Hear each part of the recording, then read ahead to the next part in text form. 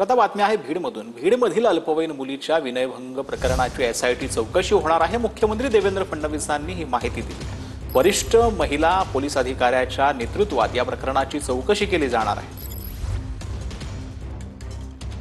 भीडमधल्या विद्यार्थिनीच्या लैंगिक शोषणाप्रकरणी एसआयटी चौकशीची घोषणा मुख्यमंत्र्यांनी केली आहे। वरिष्ठ दर्जाच्या महिला आयपीएस अधिकाऱ्यांमार्फत ही चौकशी करण्यात येणार आहे। आज विधानसभेत चेतन तुपे यांनी हा मुद्दा मांडला। त्यानंतर फडणवीसांनी एसआयटी चौकशीची घोषणा केली।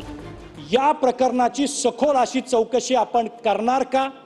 याच्यावरती एसआयटी नेमली जाईल का?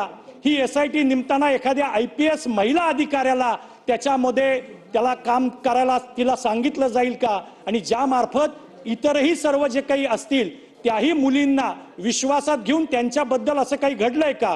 या दोन नराधामांनी त्यांच्याबद्दल असं काही दुष्कृत्य केलंय का? याच्यासाठी काही विशेष यंत्रणा उभी केली जाईल का?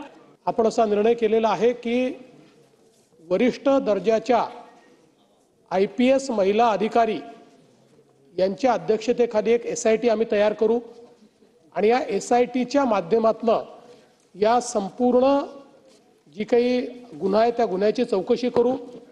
याची व्याप्ती कुठपर्यंत आहे, कोणाचा वरदहस्त आहे का, कोणी याला राजकीय दृष्ट्या सामाजिक दृष्ट्या अजून कुठल्या दृष्ट्या वेगवेगळी वळणं देत आहे का, अशा प्रकारचाही त्याच्यामध्ये प्रयत्न आपला असेल।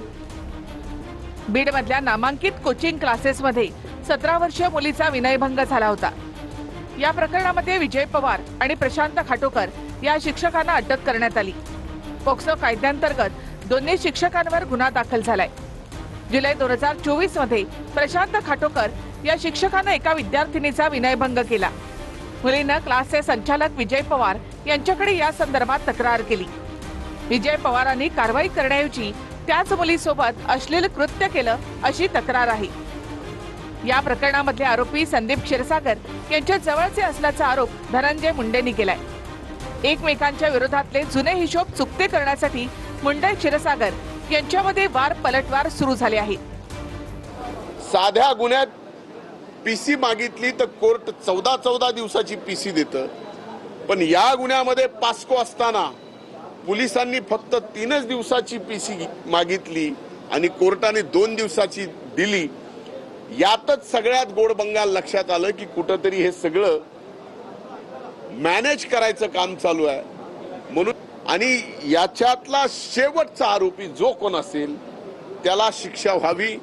आज मी माननीय मुख्यमंत्र्यांचे, उपमुख्यमंत्र्यांचे आणि सरकारचे आभार मानतो की त्यांनी तात्काळ 24 तासाच्या आत मागणी केल्यानंतर एसआयटी नेमण्याच्या संदर्भात निर्णय घेतला।